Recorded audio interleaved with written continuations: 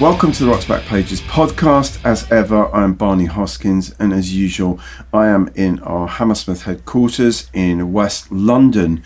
In the absence of both Mark Pringle and Jasper Morrison Bowie, William Pike is making his debut on the RBP podcast, as well as recording it. So we're really chucking him in the deep end this week. And joining us in person for episode 215, all the way from Brighton, is Mr. Simon Price. Welcome, Simon. Thank you for having me. Simon was a fixture of the 90s Melody Maker and later the principal live reviewer on The Independent on Sunday for 12 years, maybe 13 years. He's also the acclaimed author of books about the Manic Street Preachers and The Cure, and he invented the 90s genre known as Romo. Simon, let's start with your formative years in the South Wales town of Barry. What was the first music you responded to as a kid? It's kind of verboten to mention his name at the moment, but Gary Glitter. Right, my dad was a massive music head, okay? He was a rock and roller in the 50s, a hippie in the 60s, and even by the late 70s, when he should have been too old for all that kind of stuff, he kind of allied himself with punk, and he's a massive collector of records, and Great. So I had pop music coming at me from that side, and as a result I was often being dragged around record shops as a small child, and I found it a little bit boring at that age. I didn't really get it, but he could sense one day that I was bored, and he said, "All right, do you want a record? What do you want?" And I said, I'm the Leader of the Gang I Am by Gary Glitter. And so he bought that for me. And, all kind of legal issues and monstrous behaviour aside, that is a fantastically well-made record. I'm the leader of the gang I am. I'm the leader, but there's no one like the man. As Rock and Roll Part 2, yeah. which I bought as a kid, and I still think is one of the great glam singles. Yeah, we've still played it in the office as well. It's still okay to enjoy. And anyone who saw Gary Glitter on Top of the Pops, in that era, doesn't forget it, even if you try for various reasons to blot it out of your mind. So you became, as I understand it, a rude boy at the age of 13, and were sort of obsessed with ska. And you have talked about various sort of, shall we say, sartorial metamorphoses over the years. Do you think there's a reason for those metamorphoses, stylistic metamorphoses? I mean, your current incarnation is something that we've known for quite a number of years. Yeah, it's like the TARDIS in Doctor Who, that it just sort of stopped. Because originally it wasn't meant to be a police box forever. They were going to change it every couple of episodes, but for budgetary reasons, it just froze. So you are now a police box forever. Yeah, I am. I'm the size of one, that's for sure. I suppose before Two-Tone came along, I was just a pop kid. I read Smash Hits when that began in 78, 79. I just loved chart stuff like ABBA, Boney M, the Bee Gees, the Grease soundtrack, all that kind of stuff. Despite the best efforts of my dad to sort of brainwash me into loving Dylan and Lennon and that kind of stuff. But I suppose because I was slightly too young for punk, Two-Tone just caught me at just the right age. I remember hearing Gangsters by the Specials on the Top 40 Countdown, and it had this kind of insolent, aggressive edge to it that really kind of just caught me and spoke to me at the right time. So I went from being a sort of wavy ginger-haired child to having it basically shorn off to kind of toothbrush length, and wearing Fred Perry's and braces and Dr. Martens and all that kind of stuff. So Madness I was particularly obsessed with. I suppose if you're 12 years old, there's something about the cartoonish nature of Madness that's really appealing. But then the Specials, obviously their stuff had a darker edge to it, and it was very educational in terms of politics and just society. It's quite a bleak depiction of Britain, certainly on that first album. But hugely important to me, all that stuff. And this is the thing with music for me. It's an education. I think most of my favourite bands from that era, whether it's Dexy's Midnight Runners or the Style Council or the Smiths, they all in some way informed me about culture and about politics and so much more. It was never just about the music for me.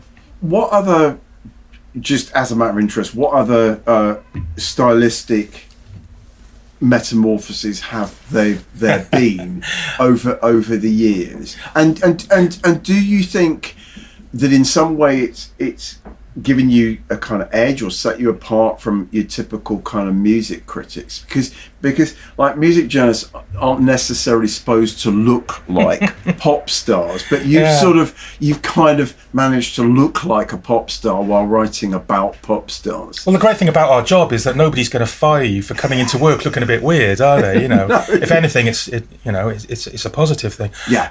I remember Pete Perfides once saying to me, "God, when you get into something, you really get into it, don't you? You know, you really commit. You know."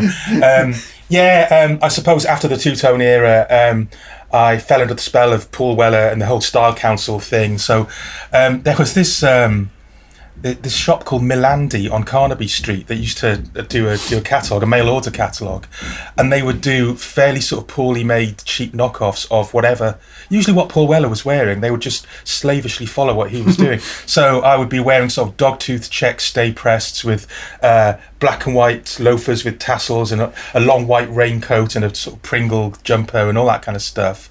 So I went through that kind of Weller phase.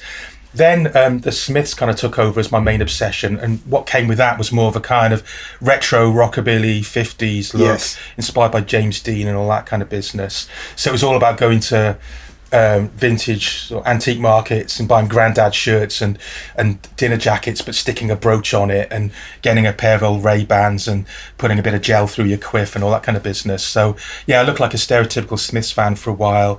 But then my musical taste got darker, and so did the hair. You know, I got into the Cult and the Cure and Susie and the Banshees and belatedly Bauhaus. I mean, I'd always liked some of those bands, but they sort of came to the fore. And I was always kind of getting into things just at the moment where they'd already peaked. They were sort of tailing off, you know. So I arrived in London in 86. The Batcave had closed in 85. So, you know, I always seem to be just missing. The door's just closing as the party ends, and then, hooray, here I am. Here I am, walking into an empty room. Yeah. But actually, the late 80s goth scene was huge. You could go out 7 days a week in London. There was something going on, but it just wasn't the heart of the zeitgeist anymore. It had become a massive subculture, but it wasn't really sort of, you know, it certainly wasn't anything you'd read about in the music press. But yeah, I was in the whole goth scene for about 7 years, I would say, in London, really, until the music just became unbearably bad and I couldn't pretend anymore. So I kind of thought, I just had a sort of wake up moment and thought, you know what, no, I can't go on with this anymore. So another of my great loves in the early 90s was hip-hop. So, this is I think this is when Pete Perfides said that thing to me about you really commit, don't you? Because suddenly I started wearing massive padded American football jackets that have been imported from LA, and you know, like I'd be going around sort of skatewear shops getting trainers that very few people had heard of, and you know, some of this was also guided by the Beastie Boys. I've got to say, Grand Royal magazine, is that something that you deal with? We have got a couple of Grand Royal pieces on the site, and we've got a few issues. Incredible magazine. So I was very into that whole kind of that sort of Beasties look, as well as proper kind of LA hip hop look. So that was a phase. But then I guess we get onto the Romo thing, which I've got to challenge you. You said I invented it. I can't force bands to come into existence. You know, I didn't hold a gun to anyone's heads and say. Although some people thought you might have. I know. Yeah. This is a bit of a bugbear of mine. People say I invented Romo.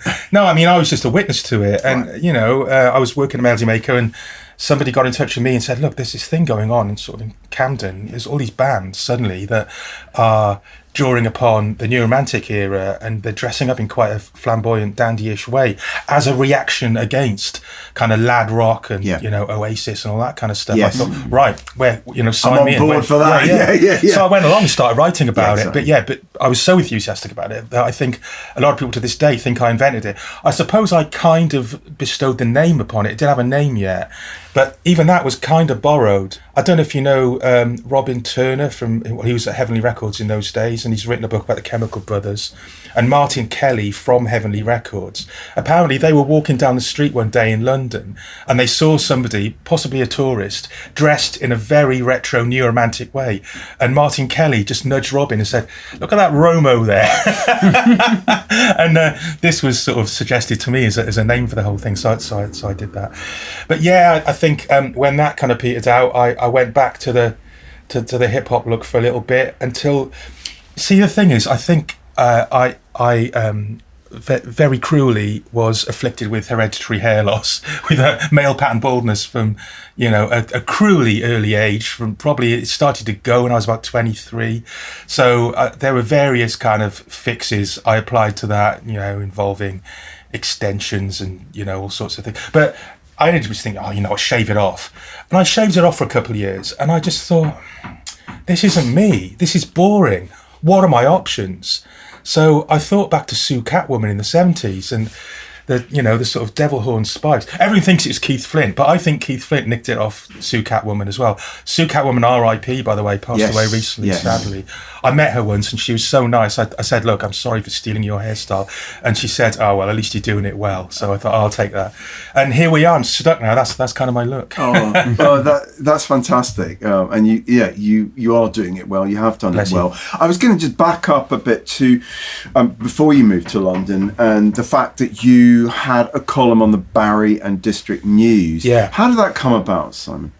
Well, I'd always wanted to be a journalist, maybe not necessarily a music journalist. I think I originally had all these noble dreams of being some kind of campaigning, political, social journalist writing for The Guardian or something like that.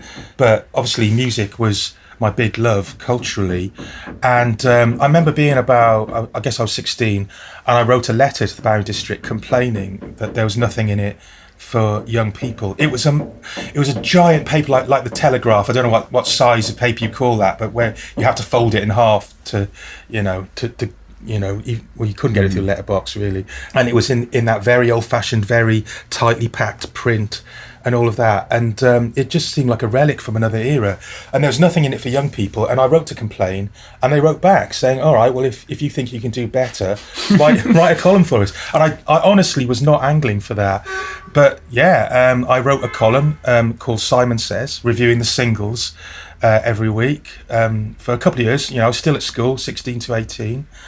And it gave me an early taste of kind of notoriety, of kind of being a big fish in a small pool and pissing people off. And I'd be getting angry letters for daring to say that the Smiths were more important than the Beatles and things like that. Yeah. And I thought, I'm quite enjoying this. I'm onto something. Yeah.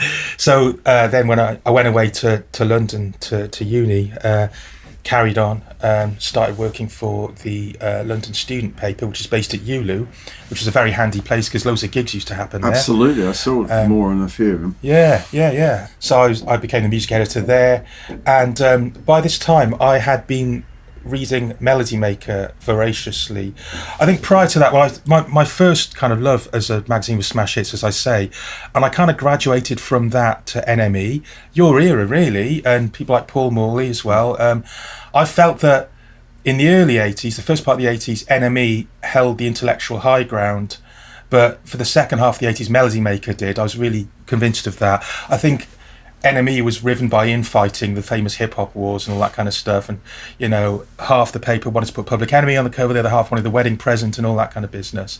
And I just remember picking up a copy of Melody Maker in the middle of all this turmoil at NME, and Simon Reynolds was in there, and he'd written a piece about the kind of C86 scene, but not so much about the music, but about the way people dressed. He called them the Start Right kids, Start Right being a kind of brand of shoes for children, because a lot of the people who were into C86 jingly jangly indie music would dress like children, really. They're children who just are rifling through their parents' dressing up box.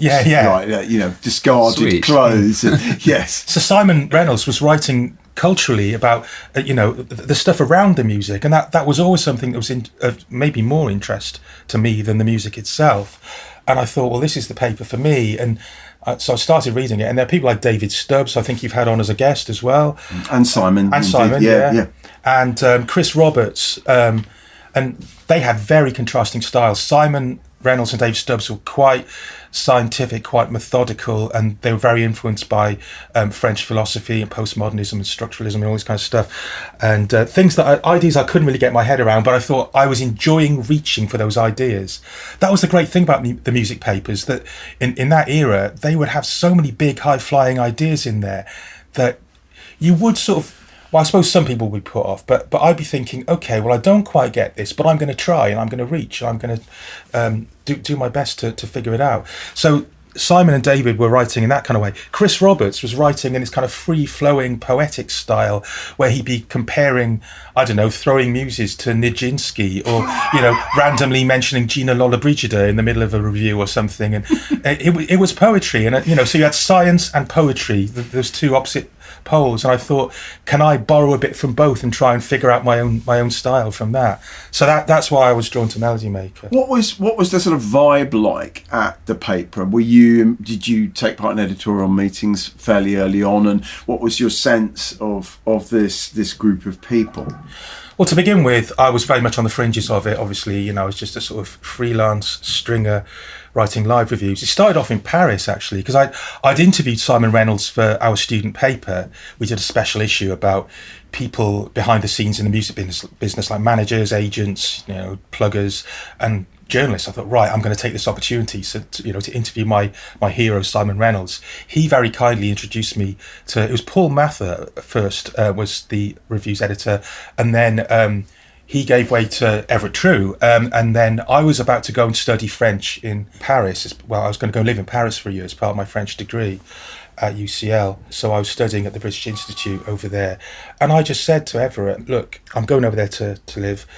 Simon has recommended that I talk to you. If I send you some live reviews, would you look at them? And I think he said, yeah, I think just to get rid of me as much as anything, because he was probably on a deadline. But I took him at his word. I went over there to Paris. I started blagging my way into gigs, saying, oh yeah, I'm writing for Melody Maker, even though I certainly didn't have a commission. And the first couple, they just ignored. I guess I was writing about bands they'd already covered in the UK. I luckily happened to catch one whose tour hadn't reached the UK yet, Nick Cave and the Bad Seeds.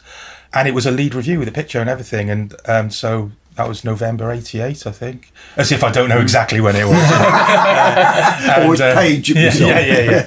And it was so thrilling I'm sure you must have had that feeling at one point. I remember sitting on a bus, having gone into the centre of London to get the paper, because it would come out a day earlier if you went to Tottenham Court Road Tube, and just sitting there and opening it. Just absolute disbelief of seeing my byline in amongst all these sort of journalistic heroes of mine. Yes. Yeah. But yeah, but then I kind of stayed at that level for a long time. Just sort of, I was still studying, I was still doing my degree, so I was kind of ticking over, thinking, right, well, if I just stay here on this level of being one of their regular live reviewers, then when I finish my degree, maybe I can ramp it up a bit. And that's kind of what I did. And my first, I went from writing no features to suddenly having 3 in one issue, which was January 91. Daisy Chainsaw on the front cover.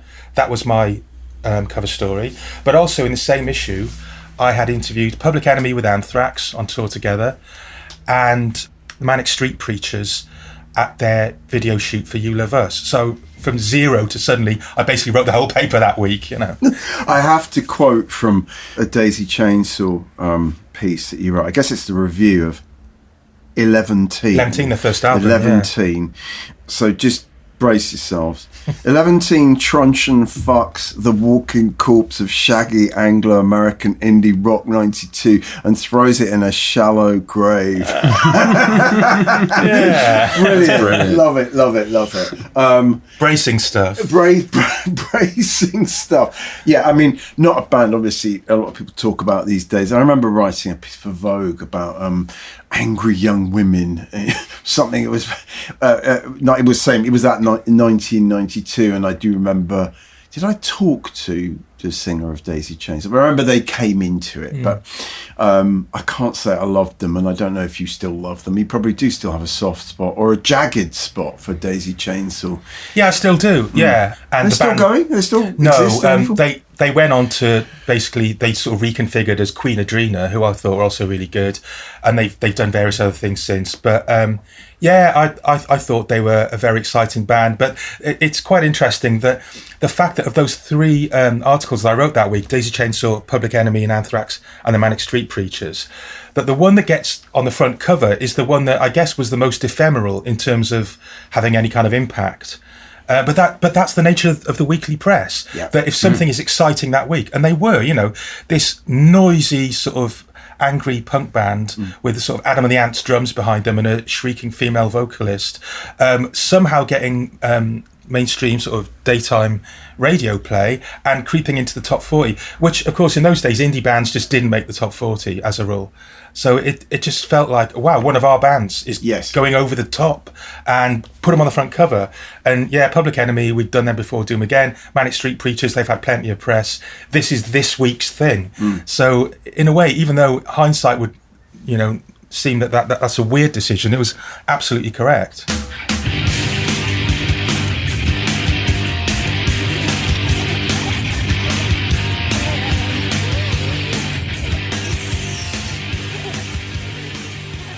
Did you ever feel like you wanted to sort of stake out a kind of territory for yourself consciously, that might have been a bit contrarian? And I cite a review of Nirvana playing with Mudhoney and Tad at the Astoria, and not to say you were necessarily, Nirvana were not huge at that point obviously, but it's really interesting to reread you calling Nirvana Leonard Skinner without the flares, Black Sabbath without the Aleister Crowley books, Husker Du tuning up, the Kinks with a headache, and you call Kurt Cobain the wound-up offspring of Neil Young and Lemmy. That actually sounds great. I love it. No, I really I would listen to that band. Yeah. So I guess anyone who's really inside baseball about all this stuff would see you as someone who was not going to just line up to sort of praise the phenomenon of something like Nirvana. You sort of very much dug your heels in and said, well, I like things that are a bit different. Is that sort of fair to say? Yeah, I was certainly a bit of a sacred cow slaughterer, but I thought that was in the spirit of the music press going back to NME in the 70s and so on. Yes, and even bands that I loved. It's quite interesting going through some of my stuff in the Rock's Back Pages archive to look at reviews I've given to bands that I really like, or gigs that I enjoyed, albums that I really liked. But I've always got to get a little dig in there. I always got to sort of bring them down a little bit, even the artists that I love. And I suppose I definitely wasn't in it to make friends, which is just as well, really. I think journalists shouldn't really try and be friends with musicians, because eventually they'll make a shit record, and you've got to be honest about that. I totally agree. I totally agree, and I upset people who assumed that they had my undying loyalty and sort of never spoke to me again. It's, how could you do this to me? But it goes back to interesting. We did a feature on Cameron Crowe last week's homepage, because he's published his memoir, and there is that famous scene, I'm sure you've seen, Almost Famous, where Philip Seymour Hoffman as Lester Bangs gives that pep talk to the young sort of Cameron Crowe character. Rock stars are not your friends. Yes, and I always thought that was brilliant. And Bangs, I think, was absolutely right. Yeah, and sometimes you end up becoming friends with them by default, but I don't think you should ever seek that out. And I don't think that should ever be your motivation. And if it is, you're in it for the wrong reasons. Yes. Even in terms of the internal politics of Melody Maker, I wasn't really making many friends there, because certain things that the paper was hoisting up as being the great new thing. So grunge, for example, you mentioned there, I was sceptical about that. I thought a lot of it was sort of macho chest beating, and I wasn't afraid to say that. And also, let's be honest, from a tactical point of view, if you go against the grain, it's a way of getting yourself noticed. And I had to get myself noticed. I was just a young upstart. And there were plenty of them around at Melody Maker. There were plenty of other, freelancers around my age. I thought, well, I've got to stand out from the pack somehow. So I thought, let's take the muzzle off and really go for it. And there was a lot of that in Melody Maker. That bit you quoted about Truncheon fucking the corpse of Anglo-American rock, or whatever it was, that was fairly standard stuff. In fact, I was probably trying a little bit too hard to channel some of the nastier stuff that was already there in Melody Maker. It could have been Stephen Wells, couldn't it? In the end, yeah. A little bit. Not to suggest in any way that you were kind of mimicking him, but it felt quite Wellsian when I read it out. I definitely appreciated what he was doing. I thought he was a bit of a loner within the NME, a bit of a lone voice. It seemed that if something had to be savaged, then the editors at NME say, "Oh, let Swells have it." I definitely appreciated his work, even if I didn't always agree with his stance on things. Yeah, definitely. We did have Caroline Sullivan on the podcast quite early in the story of our podcast, and she talked, as I recall it, about being a woman in the midst of all these blokes, and although she clearly was very fond of everyone and wasn't made to feel less than, she said it wasn't that easy being a woman in that kind of throng. I mean, do you have memories of the very few female writers that were there? Yeah. And obviously at some point Kathleen Moran joins the gang. Carol Clerk would have been the main one when I was their news editor. The late great, yes. Yeah, absolute force of nature, and she basically ran the place. You know, she was an absolutely fantastic woman, and very much kind of took me under her wing a little bit, you know, and made me feel welcome there, because it was, I'm not going to say it was a boys' club, but there was a certain blokey, laddish environment at Melody Maker when I joined. There was this word chap that used to say, oh, so-and-so's a chap, and it mean that they're a good bloke, they're a geezer, you know. Was this the previous sort of half generation of male writers, or what you came into? It was people who'd been around since the 80s, so, you know, sort of, I guess, the era of Steve Sutherland, Ted Myko, people like that who were still knocking around. Just a bit older than you guys.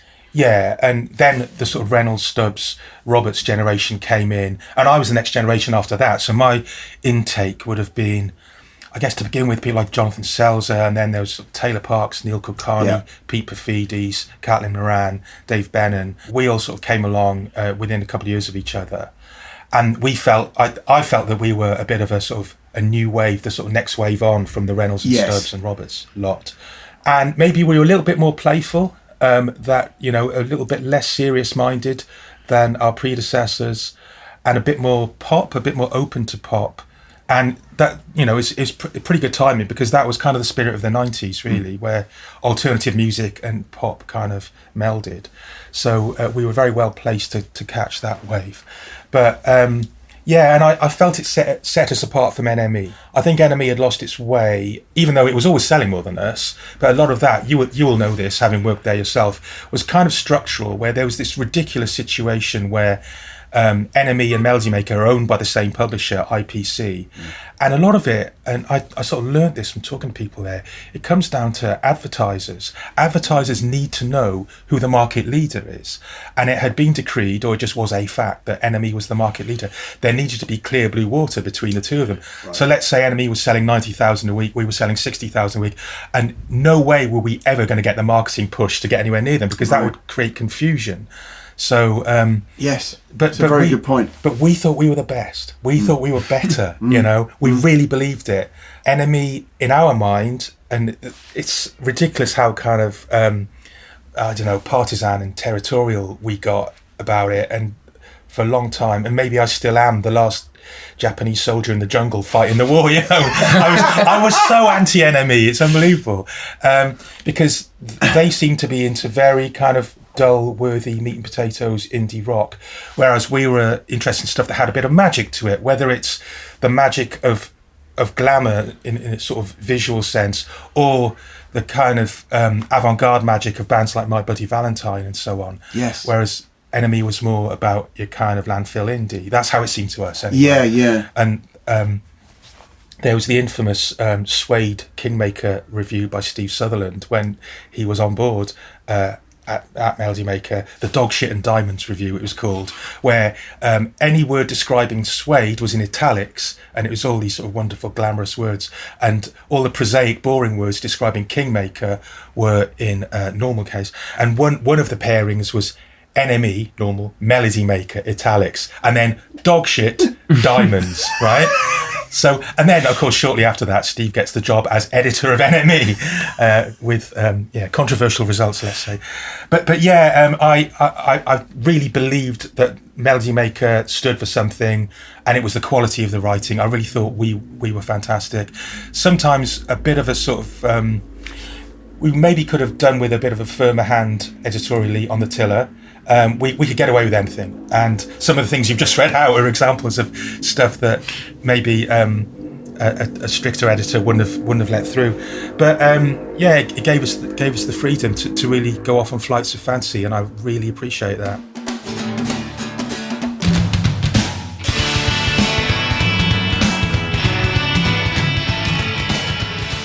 Should we jump to the Manic Street Preachers? I know Simon. I don't know if Simon wrote the first cover story for Melody Maker. Simon Reynolds, I think he probably did. But then John Robb had written about them for Sounds cover story a little bit before that, I believe. Okay, so that might have been the first thing. Yeah. But so, I mean, where do they fit into the sort of the 90s story, and how much did the fact that they were fellow Welshmen of yours, matter to you, and what did it mean to you? Because you obviously became one of the real champions of that band, to the point where you wrote a fantastic biography of them, which came out in 99. Yes, I think that's 99. Right. Yeah. Everything. great title. I know there's a sort of there's more to the title, but let's just call it Everything. Yeah. So what was your first inkling of? I remember hearing about it. Was like the Pistols. You heard about the Manics before you heard them, in a way. There was a lot of kind of foment going on there. Yeah. What was your first sense of them, and then your first experience of them? Well, yeah, as you say, they definitely punched above their weight in terms of press coverage. So that people were reading about this band before they'd had a chance to hear them, definitely, because they gave good quote. And again, they were sacred cow slaughterers, gleefully, they were, very antagonistic, and they definitely set out to do that. And I was ready for that. I was in the market for that. I'm the same age as them. I'm from South Wales, the same as them, although I'm from the coast, not the valleys. And I suppose I'd been drifting along with the shoegazing trend for a while, but it seemed a bit of an aesthetic dead end. All these sort of nice middle class boys from the home counties with nothing much to say, and swamping the very little they had to say in guitar effects so that you couldn't hear it anyway.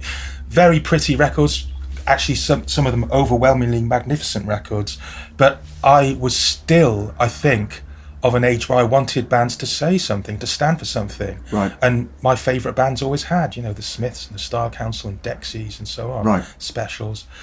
So they caught me at a moment where I was just disaffected enough that I was, I'm ready for this. So I was just punching the air when I'm reading them saying, we will always hate Slowdive more than we'll hate Hitler. Even though a lot of people have got the wrong end of the stick about that quote. I think when Richie said that, he was recognising that's a weakness in himself. He's saying, I've got no sense of proportion whatsoever. He's saying it's a problem that we have, that we are so obsessed with the music scene that to us, just these petty aesthetic differences are so huge. I think that's what he meant by it. But I feel like they're quite facetious a lot of the time, as well as being like really, really political. In what way? Well, with that slow dive comment and Hitler, I mean, it seems like Richie isn't necessarily being that serious with the words he's using. Oh, well, there's definitely... Yeah, there was a playfulness there. Certainly with Nicky Wire, anything he said, he used to have a huge grin on his face. Richie a bit less so. He was a bit more serious. But I just feel that they were on this sort of kamikaze mission, and they didn't care if everyone hated them. It's a bit that sort of Millwall thing. No one likes us, we don't care. Well, you used that as your epigraph. Yeah. I got it wrong, though. I've got it misquoted. I put everyone hates us, we don't care, but it's no one likes us, we don't care. But yeah, that Millwall That's spirit. That's the gist of it. Yes. Yeah, absolutely. The Millwall Street Preachers. Yeah. So there's this, the piece we're featuring in the featured writers section on the homepage is from 25th January 1992, Drags to Riches by your good self, Simon. And I'll just read this little bit because it sort of ties in with what you and William were both saying. This is you. You once said, putting this to Nicky White, You once said you'd be headlining Wembley within a year, but this tour culminates at Northampton Road Menders. Is it all happening a little more slowly than you expected? And Nicky says, our ego has always been way ahead of our bounds. We have no sense of proportion at all, but we still think it'll happen. And Richie Edwards says, we read all the classic rock books, which make everything out to be so fast. You're meant to explode overnight, but that never happens. Yeah. So, there was that was the whole point of the Manics, was that they were sort of, hyping themselves to a sort of level they could never really get to. It was a bit ZZ Sputnik, and I loved them as well. I loved the kind of self-hype. Yes. Kind of scam merchants. There was, I don't know how widely the term became used, but scam rock seemed to describe a lot of bands of the late 80s, like Zodiac Mind Warp, Transvision Vamp, Gay Bikes on Acid, ZZ Sputnik, all these bands who came packed with loads of slogans and ideas and gimmicks and stuff like that. And a lot of people would be angry that they're being hoodwinked. No, come on, hoodwink me. I'm here for it, So the Manics come along. They've studied all this stuff. They know how the music press works. They were the same as me. They were just obsessively reading NME and Melody Maker. They knew exactly who to send letters to. Not me, actually. I was too low ranking to get a letter from them. But people like Stephen Wells, Bob Stanley, and so on would receive letters with these sort of diatribes, these manifestos handwritten by Richie. And they knew how to push the press's buttons. They knew that even if journalists don't necessarily want to hear tinny punk rock in the early 90s, that journalists recognise a good story when they see one. Yes. Everyone talks about the Clash as being the sort of sound alike for the Manics. For me, it's Stiff Little Fingers. That's what they sounded like originally. But yeah, I remember Kathy St. Luce at Hall or Nothing, who was handling their press at the time, sent me a copy of Motown Junk. When I was actually working at Student Union. I was doing the ENTS. I was the ENTS officer, and I just put it on. It crackles with excitement. It, like, literally, you can hear the jack plug being stuck into the amp, and the feedback, and James just busting out that riff at the start. And I thought, okay, this is very retro, but I'm here for it. So I threw myself into it. I remember the first time I went to see them live was in Manchester in '91. Okay. And went up on the train with Philip Hall, sadly no longer with us, but a great mentor to the Manics. And I met him at Euston Station, and I was wearing a leopard print coat and tight white jeans and pointy black boots. And he looked me up and down and said, "God, you look more like one of them than they do." A bit like Brian Wilson saying to Nick Kent, "You look way more like a rock star than I do." Not difficult, really. Did Brian Wilson ever look like a rock star? True. But I just got on with them really well, but possibly because we're from South Wales, but I think politically we were very aligned and all that kind of stuff. Yes. So I just think, I don't know, I sometimes wonder if they trusted me a little bit more because I'm from a similar background. Or I'll never know, but just sort of hit it off with them. And then from then on, whenever there was a Manic story that needed writing at Melody Maker, it was usually me that would do it. So that when, sadly, Richie disappeared and Nicky, James and Sean carried on and then became huge, they finally did get the whole Wembley thing and selling millions of records, then I was the obvious person to write a book. There was actually a bit of a bidding war. I'd have publishers approaching me and sort of offering me bigger sums of money and taking me out for dinner. I thought, this is weird. But I was seen as the obvious choice to write a book about them. So, that's how I got to that. Yeah, and I think it did really well, that book, didn't it? It got a lot of nice plaudits. Yes. It was Book of the Year in NME, Rock Book of the Decade in The Guardian. I think that was the aforementioned Caroline Sullivan who gave it that accolade. Okay. And it sold really well. I think there was some stat that, and it depends how you measure this, but at the time it was the fastest selling rock biography in UK history, which isn't to say the biggest selling, it just means the first however many thousand go out of the chops like that, because Manics fans are readers. The Manics are another one of those bands that educate you. Yes. The quotes from philosophers and from authors and from poets and all that kind of stuff on their record sleeves everywhere. They wanted to sort of share the knowledge that they'd gathered and disseminate it to the fans, and I really, really treasured that.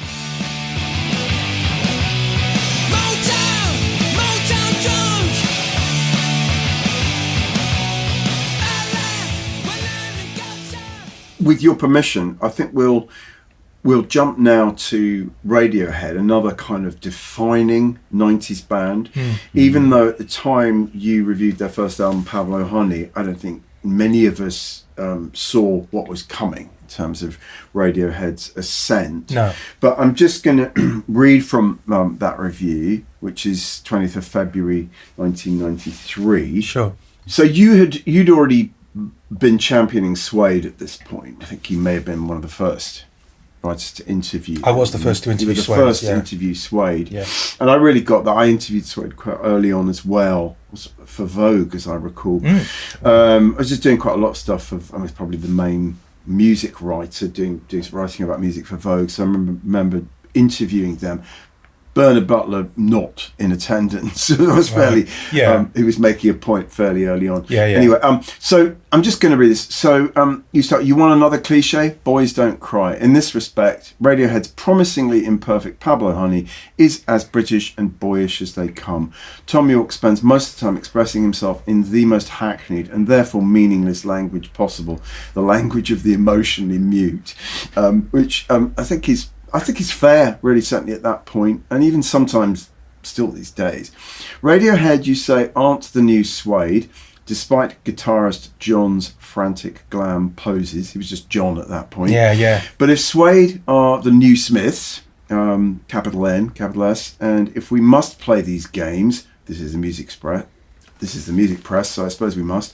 I'd hesitantly put radio down as the new Jam. I'm sure that would go down very well with Thom Yorke these days, but it's very good. And you also say that the thing that tips the balance in their favour is John Greenwood's guitar, and you talk about that incredible kind of crunching, blaring chord in Creep, which has sort of made them, semi-infamous at that point. Creep has been a hit, and you mention that you say when Radiohead played my club at ULU last month. So that's fun. That's something I hadn't realised. So you were running a club. The club was well, I used to put gigs on at ULU with Ricky Gervais. Who was then... Yeah, okay. You didn't see that? No. Well, Ricky had been managing Suede prior to that, of course. I didn't even know that. I knew that he had a little pop group. We've got a piece on Ricky Gervais' pop Sugar Dancing. Yeah. So I was down the road at UCL Union, and I was putting on gigs there myself as ENTS officer. So we put on people like Boo Radleys and Cranes and... House of Love, I think, and it was that kind of era. But ULU obviously was a bigger hall, bigger space. Yes. And I got talking to him. By this time, I was I was a rising star at Melody Maker. I was able to pull in a few contacts and get some bands to come play at ULU. And I said to Ricky, why don't we put on a sort of indie night? And it had various names. He wanted to call it The Cutting Edge, and I think that stuck for a while. I didn't like it, but that was the name. So we had Radiohead, we had people like Shampoo, Strangelove, My Life Story, and a bit later on I think we had Drugstore, Kinnicky, and anyway. So I booked Radiohead to come play. They weren't very cool at the start. They were signed to Parlophone. They hadn't done the usual thing of starting off on an indie label, or even a faux indie label under the umbrella of a major. They were just on Parlophone, and that a lot of people didn't trust them because of that, because they're on a major label. Yes. But I remember thinking, well, they're not. They don't come across as part of any kind of particularly hip movement, and they don't look particularly cool or anything like that. But this song, Creep in particular, is so emotionally raw and so emotionally bare that it almost carried the rest of the album with it. It sort of gave you the heads up that this is a band that you probably ought to listen to. And of course that song they then treated as if it was a sort of albatross, and that for many years they just wouldn't play it. Yes. But yeah, that crunchy guitar chord, I think in the review I say something about it being like a prison door slamming shut or something like that. That's how it seemed to me. But I did go off them, I've got to be honest. I think The Bends was a really good album. I think nobody saw that coming. Nobody saw them sort of going in that quite ambitious, epic, alternative rock direction when everybody else was sort of having Britpop knees-ups, Yes. They were right. They were sort of forgetting about Britain, I think, and aiming more at America. with that sound. Yes. And maybe aiming more at posterity than being temporarily fashionable. So I respected that. Where I went off them was OK Computer, and this is the album that everyone hails as being this masterpiece, but it just really annoyed me. It struck me as a very anti-pop record, anti-populist record. I remember seeing them performing Pyramid Song on Top of the Pops, and it's a very sort of impenetrable track in itself, and at the end Thom Yorke just giving this very smug little smirk to the camera, and I thought, oh god, that's horrible. What he's thinking is he's gone on Top of the Pops and played this almost unlistenable song, and he's very proud of that. And I was thinking, no, you've got to reach out to people, and I don't know. And that's been done before so many times anyway. Yeah, yes. That kind of irreverent Top of the Pops appearance. Yes, and it was, I saw them as disappearing up their own rectum, to be honest, and becoming a bit Pink Floyd-y in a bad way. And Johnny Rotten used to wear a t-shirt that said, it was a Pink Floyd t-shirt, and he'd write I hate on it. I turned up at the Reading Festival that year with a Radiohead t-shirt and I hate scrawled upon that. I was really named my colours to the mast with that. I don't know, I think posh boy angst doesn't really appeal to me. And that, do you know what it is? Radiohead are one of these bands that you'd be a fool to say they're no good. Obviously what they do has merit and virtue, but it still doesn't mean I have to enjoy it. It just, let's face it, everything that any critic says should be prefaced with, in my opinion. That's just taken as read. I hate that whole thing. People online saying, well, that's just your opinion, man. Yes, it is my opinion. That should go without saying. But for me, it's just a matter of personal taste. Also, I'm not particularly fond of their stance on Israel, but that's by the by. One thing that really pissed me off about Radiohead was I remember being sent to review them for the Independent on Sunday at the O2, and they were very much having their cake and eating it that day, because they're playing this enormous soulless bowl of a venue. I hate the O2. I would happily never go there again, certainly not for pleasure. If somebody paid me to go, I'd consider it, but I've never really enjoyed going there, except possibly Prince, but that's all because of Prince, not the venue. I've actually DJ'd on stage there, my biggest indoor audience I've played to. That was for supporting Suede. But Radiohead played there one time, and the merchandise stall, they had their own t-shirts that said Radiohead, Greenwich Peninsula. I thought, it's the O2. Don't be coy about it. If you're going to play this disgusting corporate bowl, own it. Don't say, oh no, we're playing Greenwich Peninsula because we couldn't possibly be down with corporate sponsorship. Well, don't play it then. Play somewhere else. Play a bunch of theatres or something. That really annoyed me. You can't sing about fake plastic trees and surveillance culture and all the horrors of the modern world and then get into bed with it and somehow try and act as if you're above it. Anyway, good band. Well, I mean, we're obviously talking about Radiohead because they will soon be playing the O2 Arena again. Greenwich Peninsula. They start this tour, which really wasn't announced very long ago, but they start on, I think it's Tuesday in Madrid, and so we happened to have this audio interview done by Amy Linden in 1997, just literally a couple of weeks after OK Computer was released. So we couldn't resist adding this to RBP. We're going to just listen to 2 or 3 clips, and then we may put a sort of counter position to your stand on Radiohead. Because I know, I know William, despite being a great deal younger than me and quite a lot younger than you, so is a big fan, and it's interested to know. No, that's okay. So you had to hear that. That's your opinion, man. Yeah, exactly. Yeah. But let's listen to this. It's 4th of June 97.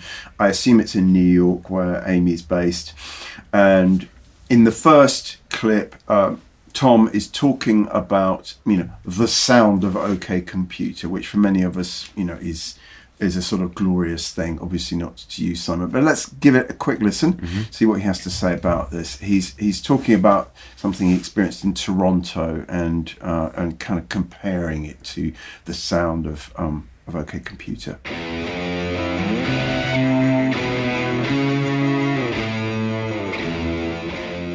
We were in Toronto the day before last, and there's a new some building that won an award, and it's this shopping mall, and it's literally designed like a cathedral. Inside it was had the cornices or whatever, all glass and steel like that, pointing in, and it's just the sound of the acoustics of that was the sort of thing that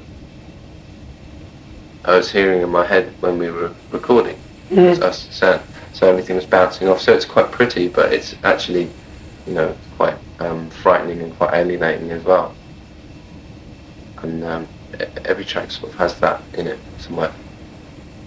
It's quite pretty, but then it's really quite violent as well. I mean, the first track, Airbag, is really, really violent.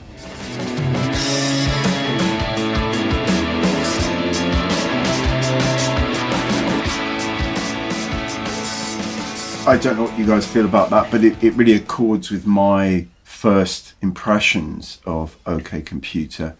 Yeah, I think it's quite insightful. I mean, without seeing the building itself and feeling, hearing the sounds of this Toronto shopping mall. We need to see this. Yeah, it's still a work trip. But I think, yeah, it is that weird, like, angular dichotomy between the beautiful and the, like, jarring and it works so well. I mean, for me at least, I think OK Computer beautiful and jarring. I think that's a good phrase. Beautiful and the damned. Anyway, I mean, my position really is to refer back to what you were saying earlier, Simon. Is that I had been sent Pablo Honey by EMI, and I thought it was really not great, but I understood why Creep had got a lot of attention. Right? I don't terribly like Creep, but it was quite intense piece of music, right? Like kind of anyway. And then I remember your sometime melody maker colleague Jim Arundel, as was then. Then he came to Mojo as Jim Irvin, and I remember he put on the bends, and in the Mojo office, we all sort of went, "This is fucking Radiohead! Wow! I mean, this is instantly incredibly powerful." And I still don't. I just don't adore it, but I think. I think you put it very eloquently earlier with the difference between the Bends and Pablo and Honey. And then OK Computer, which I heard when I was living in America, and I remember getting a cassette of it and driving from Manhattan back up to Woodstock, where I was living and writing for Mojo, and just being absolutely sort of dazzled by it. And I then just could not stop playing it. And I sort of understand people, I understand the antipathy to these posh boy angstmeisters, but I still think it is a colossal work to sound really proggy and pretentious about it. But to me, I mean, I think it's a much better record than Dark Side of the Moon. I think because I don't know, I find it just emotionally very, very powerful. I find Thom Yorke quite irritating, a human being, but I do think he's an extraordinary singer, and I do think the music, just melodically, the stuff that I suppose, I don't know, whether it's all of them together, it's essentially Thom and Jonny. Jonny's also featured in this audio interview, but he doesn't say very much. He's a shy lad. Tom's got a great voice as well, I think. Yeah. Yeah, but I think Jonny is an extraordinary musician, and I mean, the soundtracks that he's done for Paul Thomas Anderson's films are just magnificent. Let's move on to the next clip, and this is Amy asking about their sort of jitteriness and unease as sort of rock stars. I think was a fair point.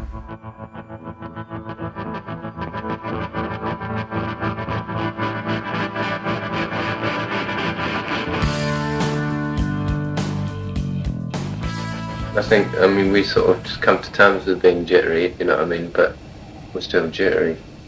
The thing for us really is the difficult thing is just having to deal, it varies from place to place, but having to deal with the personality cult, or trying not to deal with the personality cult, or are you going to be asked about who are you friends with Michael Stipe, aren't you friends with Michael Stipe, and I'm like, it's none of your fucking business,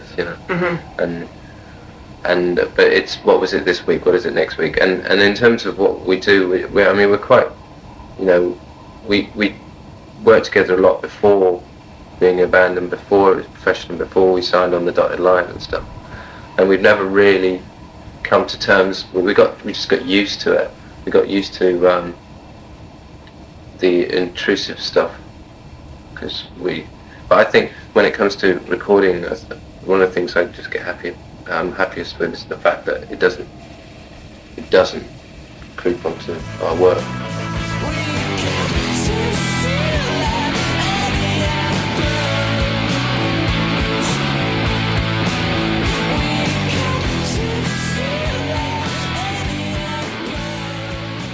Yeah, I think that's interesting. That is interesting. You know, because if there was ever a reluctant rock star or an uneasy, jittery rock star, it probably was Thom Yorke. I just want to know whether he is friends with Michael Stipe now. No, well, yeah, probably still. You know, they've been somewhat mentored by. But my question to you is: do you think all these years later that Thom Yorke in particular, but Radiohead as a band, have sort of handled the whole business of pop's personality cultism quite well? In other words, they've managed not to go completely insane.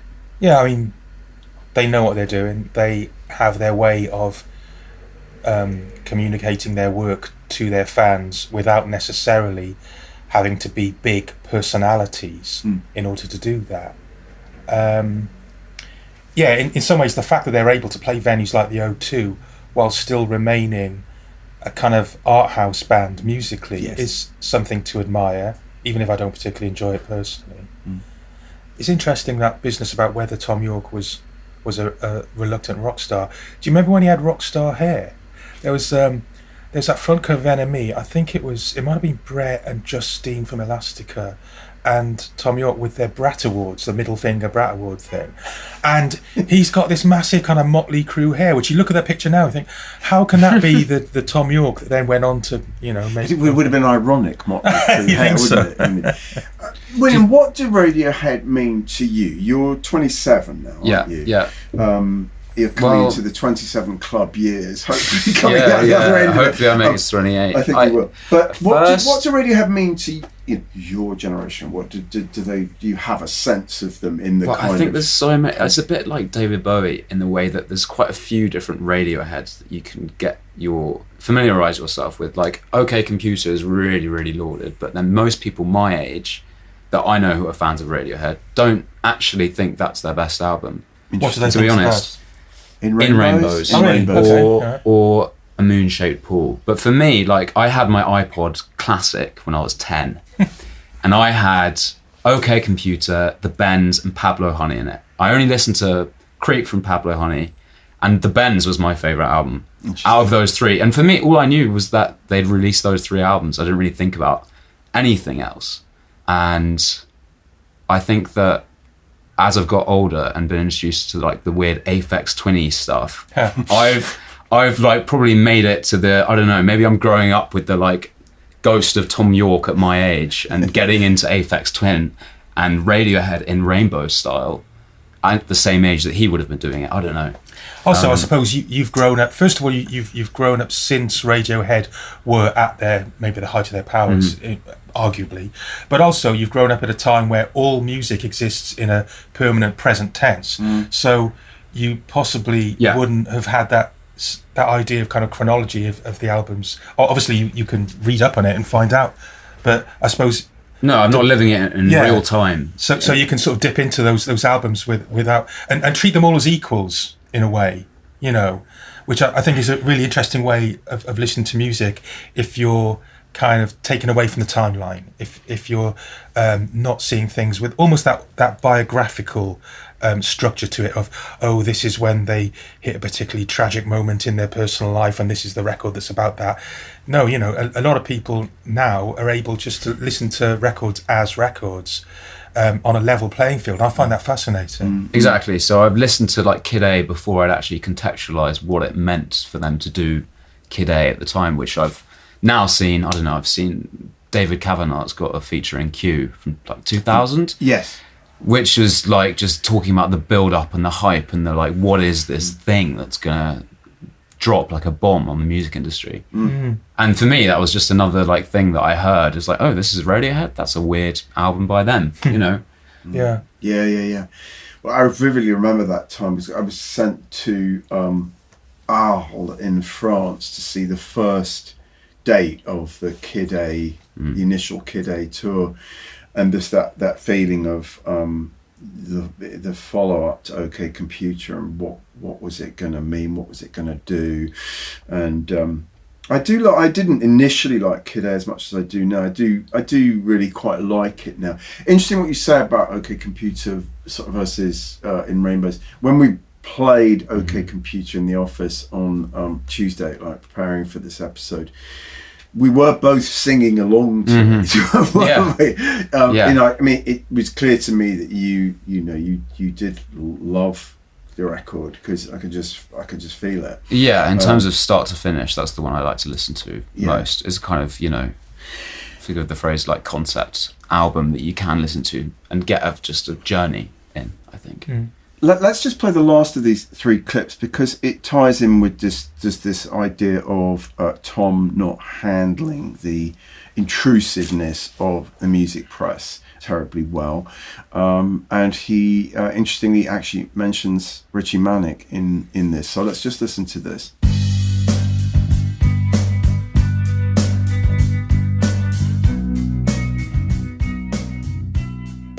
I mean, I did this interview for Melody. I didn't do this interview, but for Melody Maker. There's a big fracas about it because the editor threw a wobbly because I wouldn't talk to the Melody Maker. And the reason I wouldn't talk to Melody Maker was very simple. It was because it was affecting my work. It's sort of like they got inside my head, and I can't. You know, they got inside my head by, you know, claiming that I was the next Richie Manic. You know, I was going to go off and disappear. You wouldn't know Richie. Do you know Richie Manic? From Manic Street Preachers? Yeah. That's the guy who like disappeared? Yeah, right. And they've never found him? No. Well, they sort of have actually. He's alive. Oh, he is alive? Well, there's a very strong room that he's in some Buddhist thing in India somewhere. But he essentially sort of had like a nervous breakdown? No. Or just stepped he knew away? Exactly what he was doing. But he stepped away? Yeah. When you were here before, couldn't look you in the eye. You're just like an angel. Well, so there we go. That is, I think it's quite interesting, you know. What we're talking about here is an interview that Caitlin Moran did with Thom in, I think it was June 1995, 10th of June 1995, and the headline was Head Cases. And Caitlin says to Thom, well, she says that there's a sort of unholy trilogy of albums starting with In Utero by Nirvana, followed by The Holy Bible by Manic Street Preachers, and then The Bends, you know, and they're all, you know, these sort of angsty, self-destructive, despairing testaments. And she says to Thom, this album is your diary for the last year. This is your day to day. And Thom says, it's not my fucking day to day. It's not my life. These lyrics aren't self-fulfilling, and The Bends isn't my confessional. And I don't want it used as an aid to stupidity and fuckwittery. It's not an excuse to wallow. And then he towards the end of the piece, Thom taps his knife briskly on his wine glass. He takes a deep breath. He's clearly very annoyed. He spits, shut up, fuck off, go and buy the Smiths back catalogue instead. Our music is of no use to you. Now, I don't know whether the you is Caitlin or just people who want to embrace that. Yeah, I assume it means the latter. You know, who want the Bends to be in utero or whatever. Anyway, I mean, what I want to ask you, Simon, is whether you have any memories of that sort of debacle at Melody Maker. Yeah, Caitlin was a good friend of mine, and she was very good at getting sort of very human interviews out of people, where they might let their guard down a little bit. In that case, it seems that she's pushed him over the edge, you know. Obviously, I would have thought that the editorial staff at the Maker would have been rubbing their hands with glee when they saw that, thinking this is fantastic, you know, that this guy has completely lost it on tape. So The thing is, I don't blame him for not wanting to talk to the press after that. I'm fine with bands who don't want to talk to the press. Yeah. I loved it when Kevin Rowland refused to talk to the press, and instead he placed an advert in NME, sort of stating his case and what he believed in, that saying why he wouldn't talk to what he called the dishonest hippie press. I love that as a reader. It's a bit annoying if you're trying to get a weekly paper out, and particularly if you know that your rivals on the floor downstairs have got an interview. That was always a bit aggravating. But yeah, I think fair enough to him on that occasion. Yes, I quite agree. The Maker folded at the end of 2000, and I think your last pieces might have been, 97? The latest we have on RBP in 97. And Ben, you including, I think you wrote about Spice Girls. You were still writing about a really diverse kind of mix of things. You then, at some point, I don't know if it's 2000, you become the principal live reviewer on The Independent on Sunday. Yeah. How did that come about? And tell us about your experience of, reviewing. I think at least 2 gigs a week was sort of what you tended to do, wasn't it? It used to be 2 gigs. Tell us about the Cindy, the Indie on Sunday. Yeah, I kind of got that job off the back of my book about the Manics. That was kind of my calling card, really. Because I'd taken a couple of years out for music journalism. As you say, my last things for the Maker were in 97. I think I got one last nice juicy trip to LA to interview Salt and Pepper before quitting, and I definitely did quit, by the way. So what did you do initially? I wrote the Manics book. Exactly. So you had a couple of years of that. I had the contract on the table. I thought, you know what? I wasn't happy with the way things were going at Melody Maker for well documented reasons. I'm sure I wouldn't be the first to bring that up. So I thought, this is my life raft. I'm going to get out of here, write the Manics book. That came out in 99, did really well. And I thought, well, now what do I do? And I thought, well, I've got to get back into journalism. And it so happened that this job had come up at The Independent. A friend of mine tipped me off that it was vacant. And I started doing that. I think the first thing I did might have been Craig David. Perfectly suited. Yeah. But the thing is, I'm quite versatile. I will write about pop, and I really enjoyed that. That was something I loved about the job at The Independent, that, I could be writing about Nick Cave, but also writing about Daphne and Celeste in the same column, or whatever it may be. So, I was just travelling around the UK, doing at least 2 gigs a week, sometimes more, living most of my life in hotels. But I didn't mind that. I really liked it. It was quite a nice life. I was very rarely going into the office. It was about as freelance can be when you're just completely a sort of sole trader, taking your laptop around with you and bashing out reviews. And in a way, I was as free at The Independent as I was at Melody Maker. Because the good thing about writing for a Sunday newspaper is that they don't stand or fall on whether you have annoyed the advertisers. Because, the amount of advertising that the Independent we're going to get from, I don't know, Sony or whatever, would be negligible. So really, they had arts critics because they valued the idea of having arts critics in the paper. Yes. And I had the freedom to absolutely say whatever I wanted. I think there was just one time where they were giving away a Block Party album as a prize, and I can't remember if I had to tone down my review or just step aside and let somebody else review it, because I didn't particularly like it. So but mostly just absolute freedom, and I think it's some of my best writing. And we all hate awards until we win them, but I did used to win awards for my live column. Yeah, everyone says, oh yeah, awards are meaningless. Who cares what a bunch of some faceless panel think of your work? But if the faceless panel like my work, live reviews writer of the year, you say? I don't know where to start. I have so many people to thank. 3 years in a row. Yeah, okay, thank you. So I really enjoyed that job, and sadly the Independent was scaling things down because, well, eventually it stopped being a paper altogether. Of course, it's now just a website. But they got rid of all the arts critics, which I think was an incredibly short-sighted move. But so what year did that happen? Yeah, it was 2013 was my last work for the Independent, and so since then I did a lot of freelancing for whoever would have me. A lot of work for the Quietus website, which I really love.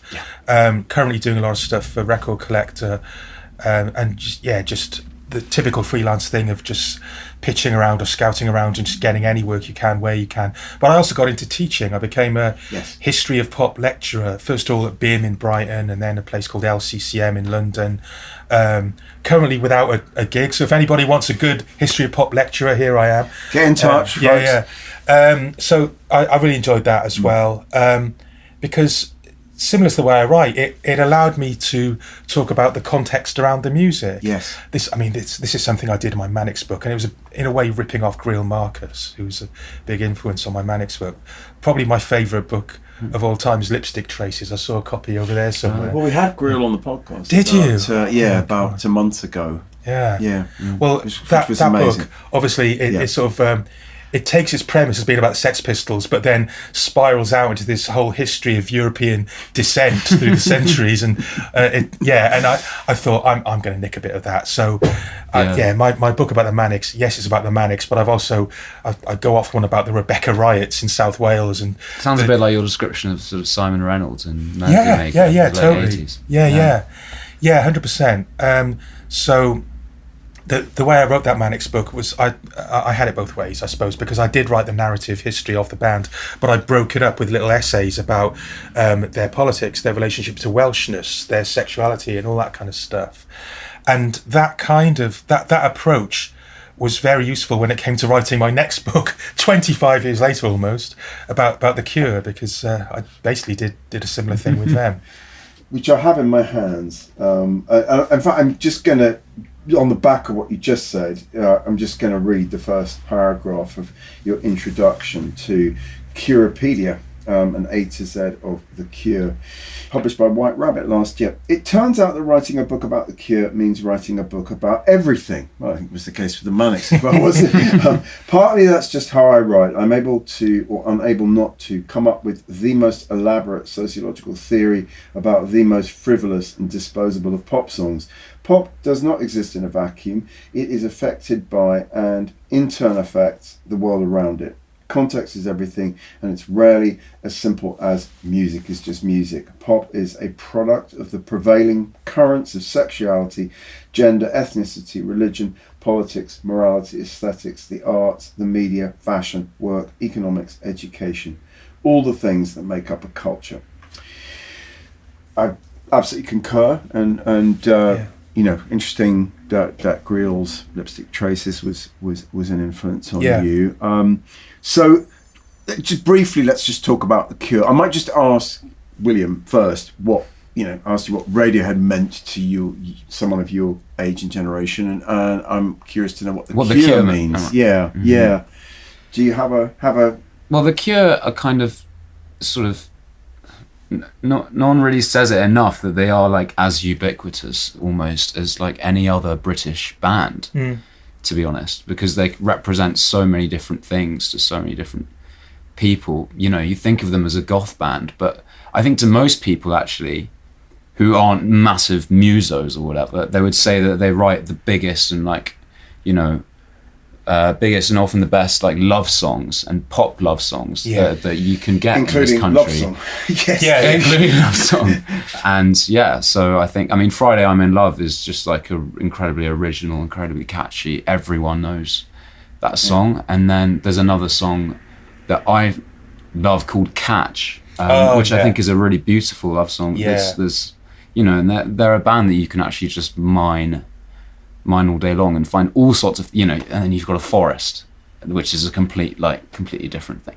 So everything and nothing is what The Cure are, I guess. I've never been a huge Cure fan, but I actually really found myself liking some of the stuff on that last album. The album finally came out. Really good. Yeah. I was worried it wouldn't be. Yeah, I mean, especially because I'm now so invested in them, having written a book about them. It's like, don't release a crap album, please. Yeah, I found it really moving. There were 3 or 4 songs that I was really moved by and hadn't expected to be.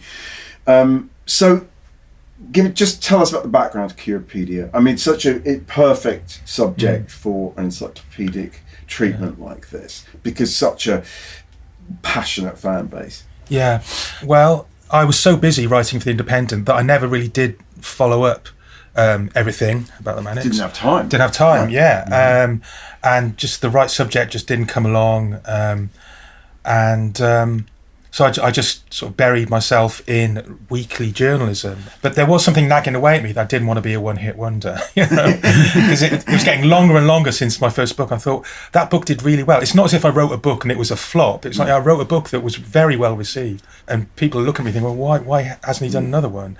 And a guy called Lee Braxton, who was at Faber and Faber at the time, was an admirer of my Manics book, and we spoke a few times, and he was just looking for the right kind of project for me. And eventually he set up his own imprint, White Rabbit, via Hachette Orion. And he called me and said, look, why don't we just do a big A to Z of The Cure? And I didn't necessarily leap at it straight away, because I thought the A to Z format might be a bit gimmicky. It might sort of tend towards trivialising the band. But then I thought about it. I thought, well, first of all, the subject matter, The Cure, they're a band I've always liked. I understand that era, particularly, alternative rock of the 80s and goth and all that kind of stuff. And the A to Z format gave me a real freedom to do basically what I'd done with that Manics book, which is to write essays about religion, and even about seemingly trivial things like hair and shoes, but what those things might mean. Yeah. And to really go off on tangents, which might seem irrelevant, but I think I usually bring them back around to a way that makes them relevant to The Cure, in a way that I couldn't have done if I was just writing a straightforward Robert Smith was born and blah blah blah, and then that kind of book. So in a way that the book that I ended up writing could only have been an A to Z format. And I'm really grateful for that. And I thought, blowing my own trumpet, but I think it's got some of my best writing in it after all these years. I bet, yeah, absolutely. Is there another? Well, we were talking before we started recording. Is there another project in the offing? There are a few things brewing, which I hope I'm gonna get moving on quite soon. Let's just say that. Yeah. But I can't talk about them now. I'm curious what you found easier to do as a process, the A to Z or the Manics book. It sounds like completely different approaches. Well, in a way, they're very different beasts, because with the Manics, I was right there. I was quite often a witness to the things I'm describing. So it had a lot more kind of narrative propulsion to it, and it had to be that book. I remember when I first wrote it, I had a bit of kind of, and I say first wrote it took 3 attempts. I had almost sort of stage fright at writing a book, because writing a book seems such a big deal, when you're just coming from the inkies, just writing, chip paper essentially, to writing something that's going to be in libraries and be on shelves. It's like a book, and I wrote it in this very kind of stilted, formal way, and then I'd almost finished it, and I thought, this isn't what people want. This isn't me. I thought, the reason people are offering me contracts to write this book is because they know I was there. They want some kind of personality. They want some kind of insight into it. So I basically started again and wrote the whole thing, and included, all my stuff about Welsh politics and all of that. So whereas with The Cure, I don't know them.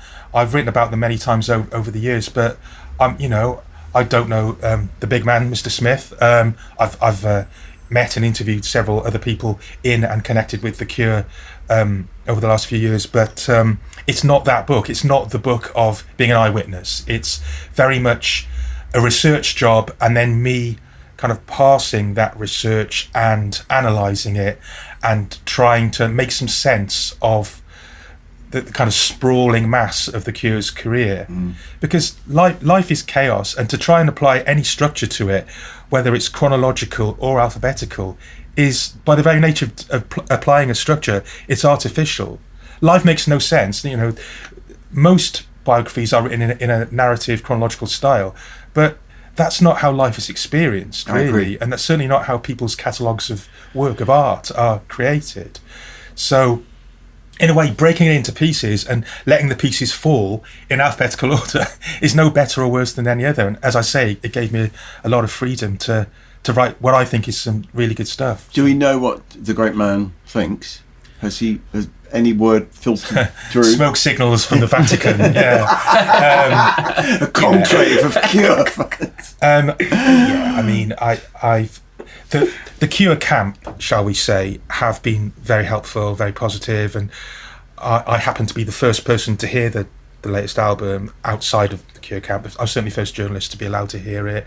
I was invited to their launch gig at the Troxy, and I've spoken to people like Tim Pope, who makes their videos, and Andy Vella, who does their artwork, did the artwork on the book.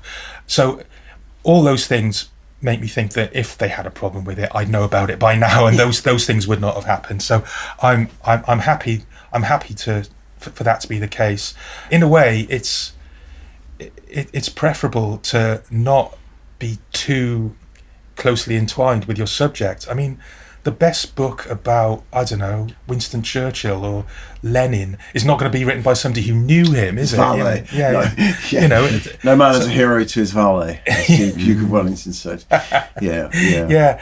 So when I was writing the Manics book, they weren't looking over my shoulder. No. I told them what I was up to, and I had a few phone calls with them to check a few things, but they basically stood back saying, no, this is your truth, to quote an album title, and go off and do it. And they were very kind about my book afterwards. They said lovely things about it.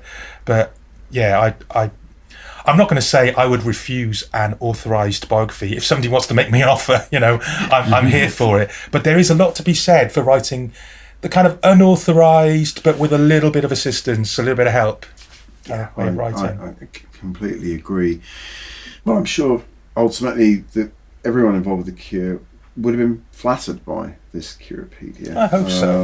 Including Robert without Smith. blowing too much smoke. It's not completely uncritical. It's not hagiography or anything like that. But and I just hope that it helps fans it sparks some thoughts in fans' minds when they're going through the Cure's back catalogue. That's because once upon a time, the likes of you and I would have, what we had going for us, as much as anything else, was knowledge about music. We were kind of the gatekeepers of whatever knowledge that we very nerdily gathered over the years, and that was our stock in trade, was that we knew stuff. Yes. Well, nowadays that's kind of worthless because anybody can access the facts. Yes. So all we can provide is Great to be worthless. I mean, our wages reflect that, but what all we can offer is kind of ways of thinking about music, is analysis of it, and just to try and spark some thoughts in people's minds, and and that's the best you can hope for, and I really hope that the book has achieved that for people.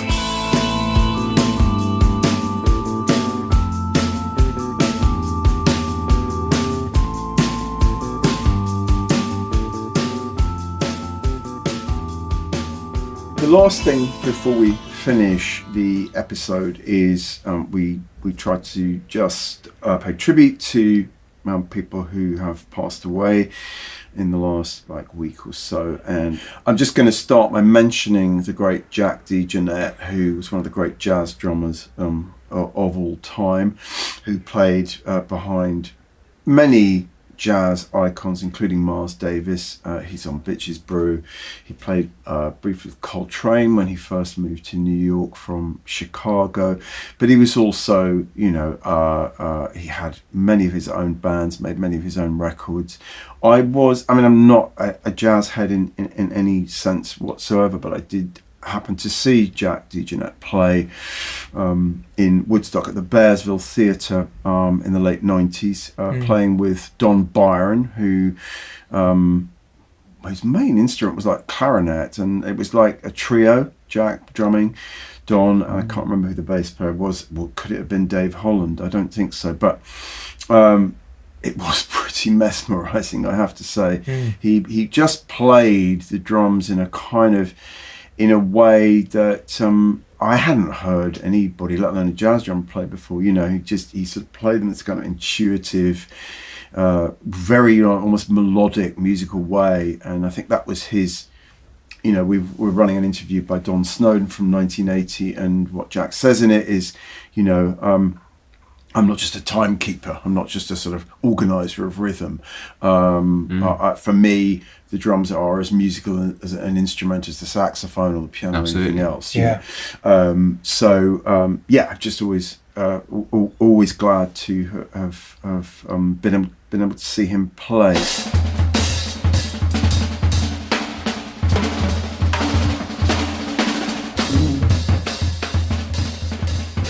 We also lost, of course, the great David Ball over a week ago, and David Ball was the music in Soft Cell, the instrumentation in Soft Cell, that just fabulous 80s electropop duo that I really loved and I still love. Loved Mark Almond. Interviewed Mark and Dave, and Dave was sort of the phlegmatic kind of foil to Mark's flamboyant sort of flouncing, wasn't he? He was very sort of just matter of fact sort of Yorkshireman, but I do think what he came up with was magnificent, and they were very influenced by like Suicide. So I think Marty Rev was a real influence on him, and it's that sort of kind of DIY bedroom sort of electronica thing that I found it worked so well with Mark's vocal style and subject matter and lyrics. Tell us what, if anything, Soft Cell meant to you, and David Ball maybe in particular, Simon. Yeah, it's interesting that there is that template, isn't there, with synth duos of the very expressive lead singer and the almost blank, maybe slightly intimidating guy behind like the Pet keyboards. Shop Boys a little bit. Sparks, and I would. Sparks. Yeah. Exactly. It's a great template. But I think Dave Ball often said that people thought he was the minder or the bouncer in Soft Cell, because Mark Almond's this little skinny guy wearing makeup, leather pixie. Yeah. And Dave Ball was, this sort of towering guy that did look quite scary. I think sometimes he felt that image diminished him a little bit because it drew attention away from his actual musical genius. People just thought he was this bruiser, and he was fantastically talented. And I think the reason that his music worked so well with Mark's very emotional vocals is that the electronic side of it was it's probably less than 50% of his influences. He was drawing upon Kraftwerk, but also upon Northern Soul and upon film themes, John Barry and stuff like that. And it's those three elements really that create, it's kind of bedroom epic, isn't it? It's small and big at the same time. Something like Say Hello, Wave Goodbye or whatever, or Torch. Just incredibly heartbreaking song that is. Yeah. Oh my God, I just think it's just up there. That first album is perfect. There aren't many albums that are literally perfect, but there's not a weak song on an album. I got to know Dave a little bit in later years. Okay. He DJ'd for me at my club night, Stay Beautiful, and then I wrote the booklet for the box set, the Soft Cell box set, Keychains and Snowstorms, and I wrote the tour program, the gig program for their gig at the O2, possibly the last gig at the O2 I will ever go to, because it was Soft Cell, for God's sake, I had to go. And he was very kind of unassuming and not somebody who's given to grand pretentious statements, but not to be underestimated. He was obviously somebody who thought deeply about music. And of course, Soft Cell isn't the end of it. He went on to great success with The Grid, sort of absolutely electronic band in the 90s, and he produced lots of other people. And it's been lovely seeing the tributes this last week or so, from people that you didn't necessarily know were Soft Cell fans. Because I think Soft Cell were one of those bands that everyone had a bit of time for. If you were into metal, if you were into ska, whatever you're into, everyone's like, oh yeah, but Soft Cell, they're really great, aren't they? I agree. I think he was a really sweet guy, and they were just an adorable sort of, odd couple. Really sad to hear of him going. I mean, comparatively young, I don't know, he's about my age, I guess. 66, I believe. 66, yeah. Sorry, I've outed myself, publicly on the podcast as truly ancient, young at heart. Anyway, that does bring us to the end of episode 215 of the RBP podcast. many thanks to Simon Price for thanks, joining us Simon. today. Thanks for having me. It's been Yeah. just a fabulous guest. great. It's been lovely speaking with you, Simon. Really grateful to you for coming in from Brighton.